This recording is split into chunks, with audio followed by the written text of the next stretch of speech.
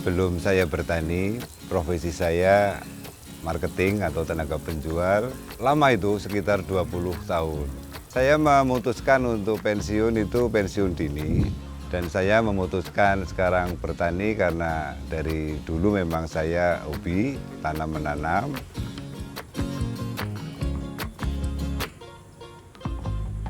Saya bertani ini bukan suatu pelarian.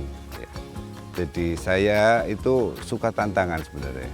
Jadi sesuatu yang hal baru itu saya itu tertarik untuk menekuni. Sebabnya ada peribahasa, satu pengalaman itu lebih baik daripada 1000 teori.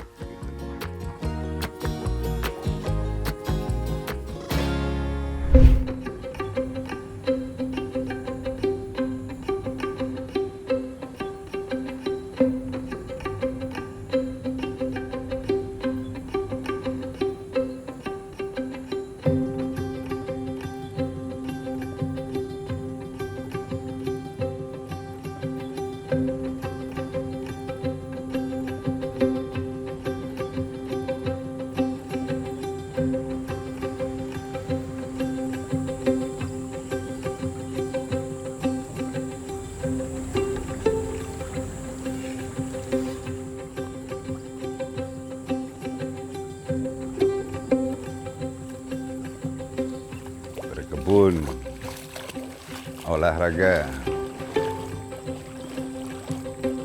Nama saya Obon, asli Purwokerto. Seharian saya itu berkebun. Kebetulan kebun yang saya geluti itu kebun organik. Lokasi kebun saya dari rumah ya kurang lebih 150 meter lah, nggak jauh. Kalau saya berangkat ke kebun itu pasti melintasi sungai. Tapi tepatnya sih ya Kalen ya. Kalau Kalen ini lebih sempit daripada sungai. Kalau sungai kan lebar itu ya. Nyebrang pasti di atas mata kaki saya istilah sini nyobrok gitu ya. Baru ke kebun saya.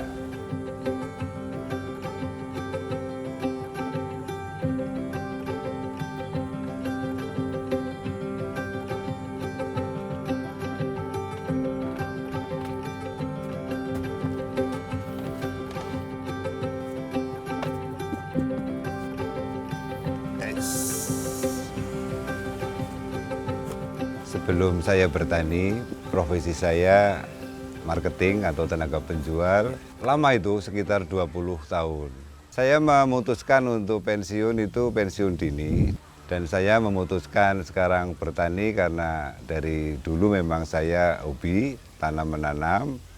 Apalagi sekarang ada lahan yang harus dikerjakan, jadi saya lebih senang bisa untuk olahraga gitu. Saya rasakan memang sekarang tubuh saya lebih bugar selama 4 tahun ini dibanding sebelumnya gitu.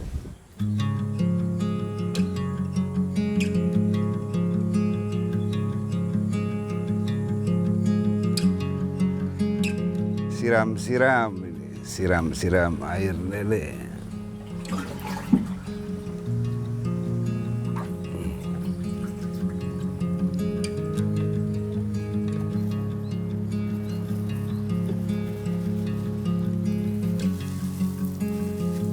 Saya berkebun dari tahun 2022, tepatnya pas ada peresmian Menara Teratai itu. Makanya saya berkebunnya bersampingan dengan Jalan Bung Karno. Nah, setelah jalan itu dibangun sampai jadi kurang lebih peresmiannya itu kalau nggak salah April 2022, samping kanan jalan itu, sebelah timur jalan, itu lahannya mangkrak. Otomatis samping timur atau samping baratnya jalan itu tumbuh semak belukar. Jadi kalau semak belukar khawatirnya kan banyak hewan liar seperti ular atau apa. Jadi sehingga sama pihak kelurahan, warga diizinkan untuk mengerjakan lahan asal tidak untuk tanaman yang keras.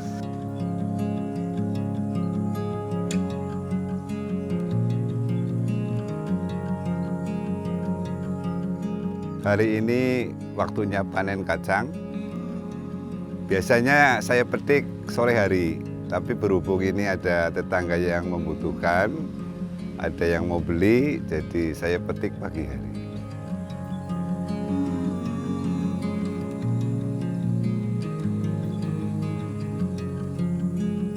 Di kebun saya memilih metode organik. Jadi saya kepingin sekali apa yang saya konsumsi, khususnya untuk keluarga kami, agar sayuran itu lebih aman untuk tubuh. Soal nantinya kok masyarakat pada mengikuti atau membeli produk kami, ya saya alhamdulillah. Tapi metode itu memang saya coba untuk diri sendiri dulu.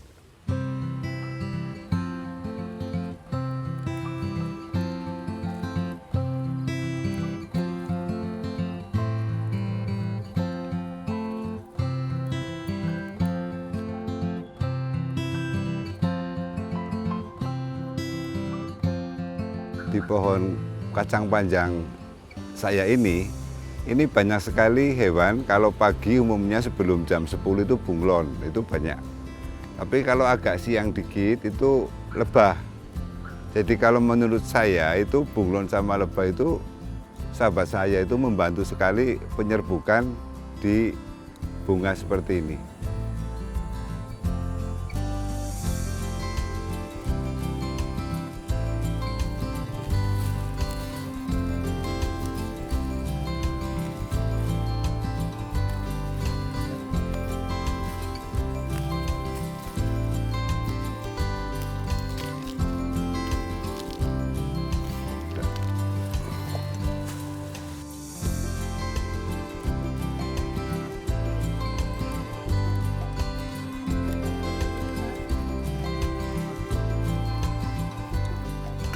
Ini satu ikat ini saya jual ke warga, ke tetangga, cuma 3.000.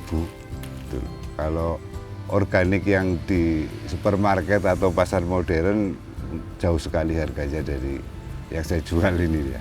Jadi memang masyarakat kita itu masih awam, jadi belum tahu itu organik atau tidak. Yang penting ikatannya besar, dia yang beli gitu loh.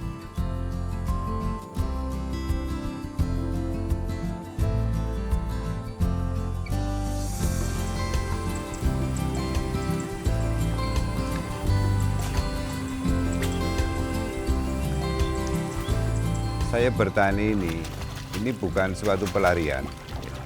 Jadi saya itu suka tantangan sebenarnya. Saya fokus. Waktu di marketing pun saya fokus. Nah, sekarang pun bertani pun saya fokus. Jadi sesuatu yang hal baru itu saya itu tertarik untuk menekuni sampai saya bisa gitu. Sebabnya ada peribahasa, satu pengalaman itu lebih baik daripada 1000 teori.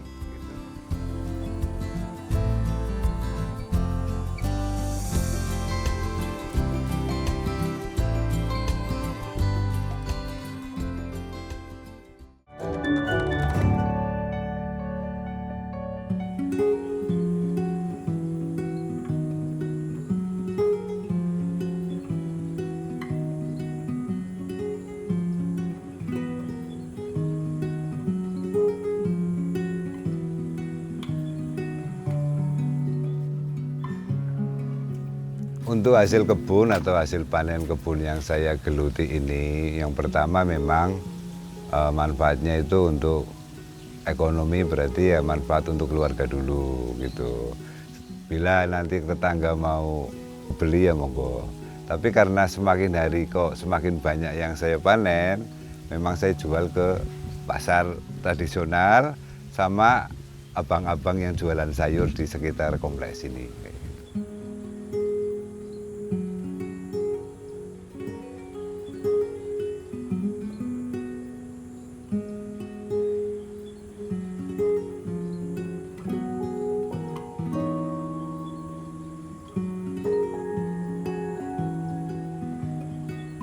Pesenanku mana?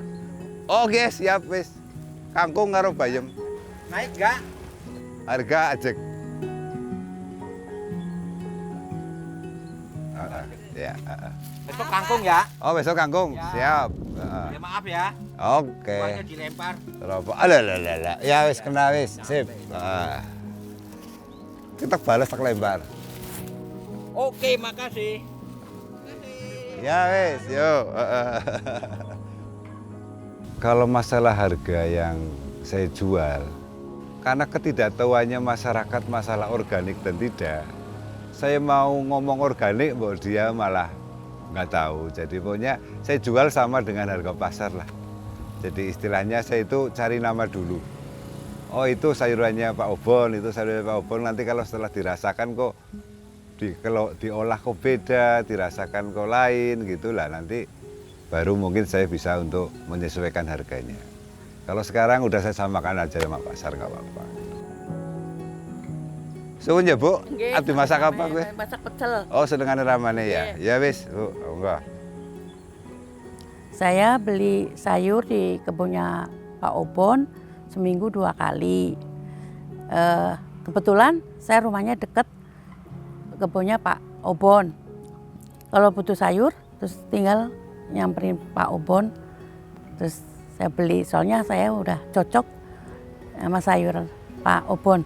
Terus dimasukin di kulkas juga awet, nggak cepet busuk gitu.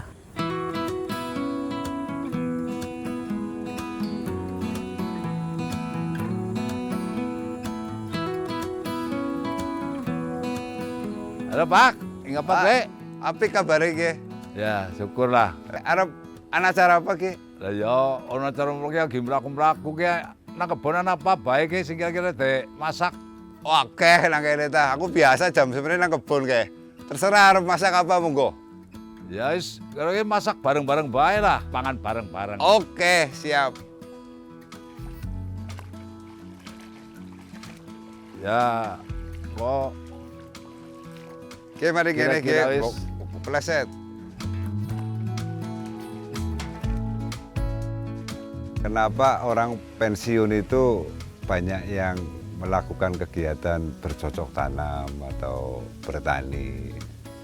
Kalau menurut saya pribadi sih ya, kalau sebelum pensiun dia masih kerja kan mungkin masih ngatur-ngatur anak buah atau yang lain gitu. Tapi setelah bertani dia itu lebih menyendiri. Aku yakin kalau ada pensiunan kok langsung bertani itu berarti udah muncul kesadaran dalam dirinya orang tersebut, karena dengan bertani berarti akan melatih kesabaran, menerima cobaan kayak gitu ya. Otomatis kita nanam ya belum selamanya pasti kita panen kayak gitu. Jadi menurut saya menghimbau kepada para pensiunan juga jalani prosesnya dengan baik dalam bertani, nikmati apa yang ada, hasil seberapapun kita nikmati. Jadi hidup itu yang tadinya waktu bekerja banyak beban, setelah bertani lebih ringan.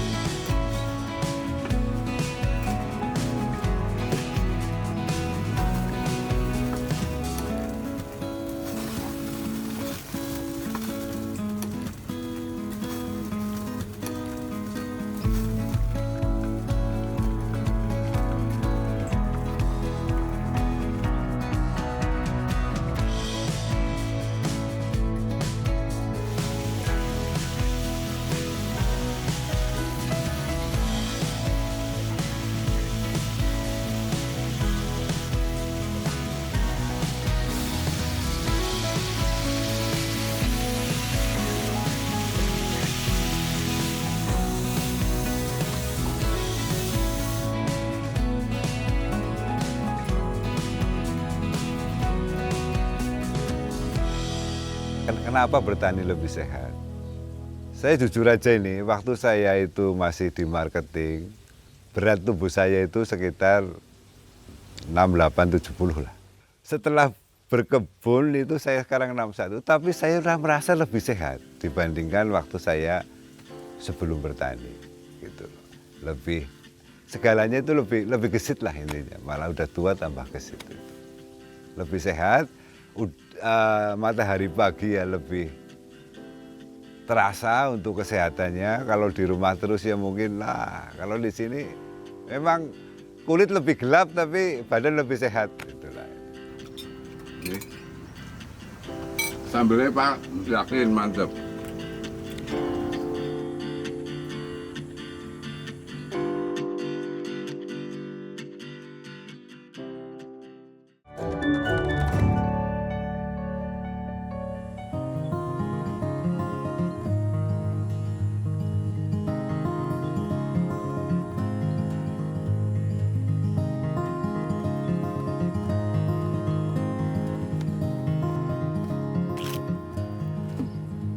Ini akan saya tunjukkan cadangan air yang saya buat sendiri.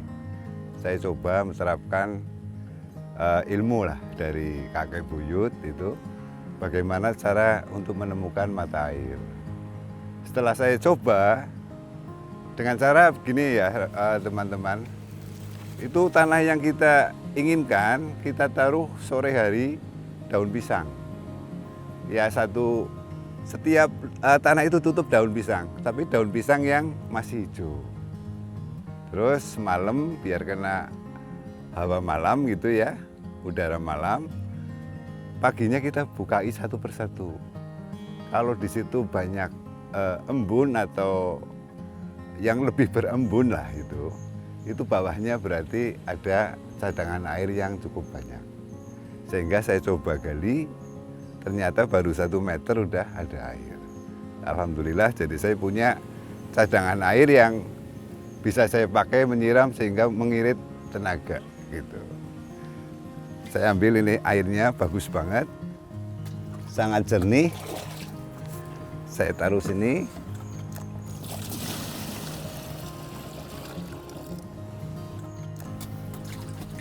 Sangat praktis ini.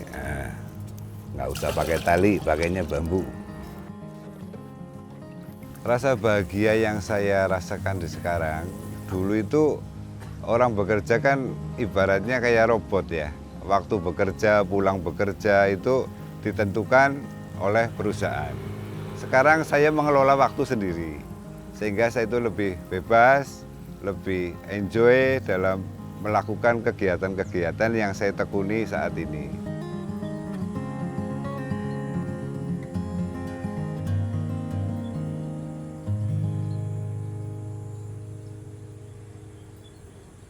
Ini saya akan bagikan metode bagaimana cara membuat NPK organik yang dipakai di kebun saya.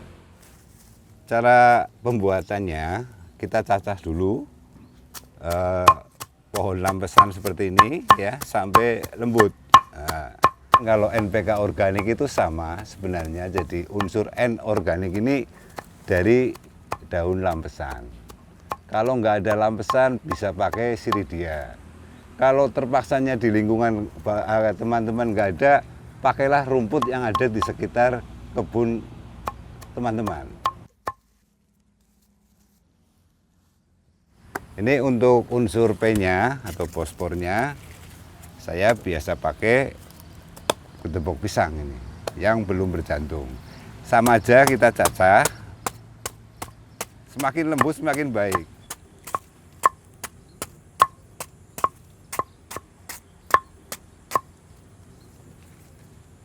Berikutnya tinggal kita menyampur atau mengoplos bahan-bahan yang ada di depan saya ini. Nanti soal nanti yang paling bawah apa sama saja lah. Yang penting nanti tercampur serata.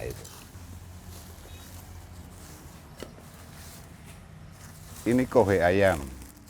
Pakai kambing boleh, tapi saya biasa pakainya kohe ayam. Ini kita taburkan. Kita taburkan kohenya.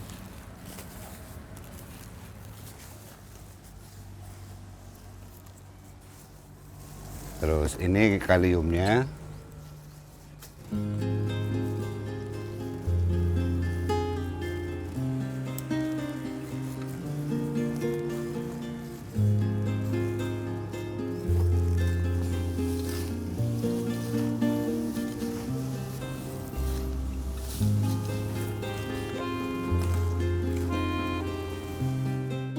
Saya punya larutan, isinya molase dicampur sama cairan mikroorganisme. Baunya seger, baunya manis gitu loh. Petani organik itu kalau dibandingkan dengan yang kimia, kalau organik itu makan waktu memang, makan waktu sekali. Kalau pakai kimia bisa kita tanam, seminggu udah tumbuh. Tapi kalau organik itu prosesnya luar biasa, kita harus mengolah lahan dulu. Tapi saya memilih yang organik. Lama nggak apa-apa, capek nggak apa-apa, yang penting hasilnya baik untuk kesehatan.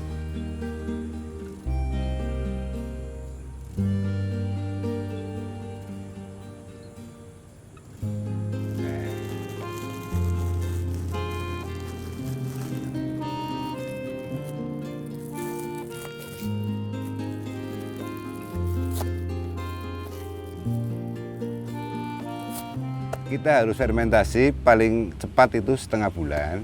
Dan saya punya fermentasi yang 1 bulan. Jadi kalau dipakai setengah bulan udah bisa, tapi sebulan lebih baik. Oke, kita bareng-bareng lihat fermentasi yang siap diaplikasikan ke kebun saya. Gitu.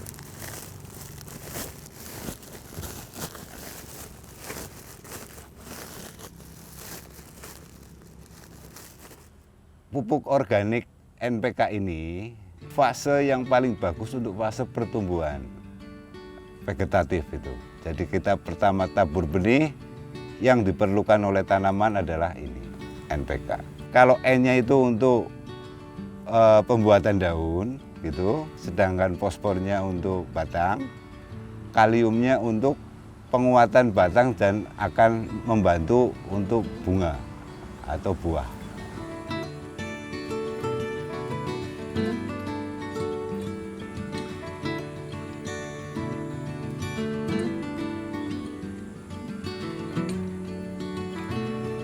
Harapan saya sebenarnya itu sepele sekali. Masyarakat lebih teredukasi sebenarnya dengan organik. Sebabnya kalau enggak, pengetahuan organik itu enggak cepat-cepat dipahami oleh masyarakat, itu sangat tidak menguntungkan untuk tubuh. Karena mau tidak mau, suka tidak suka, kita itu udah dikepung sama pestisida.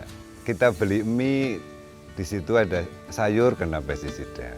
Kita beli bakso, muncang seledrinya kena pestisida. Jadi kita nggak bisa menghindar. Untuk itu dengan organik paling tidak kita itu mencegah makanan yang di rumah tidak terkontaminasi sama pestisida.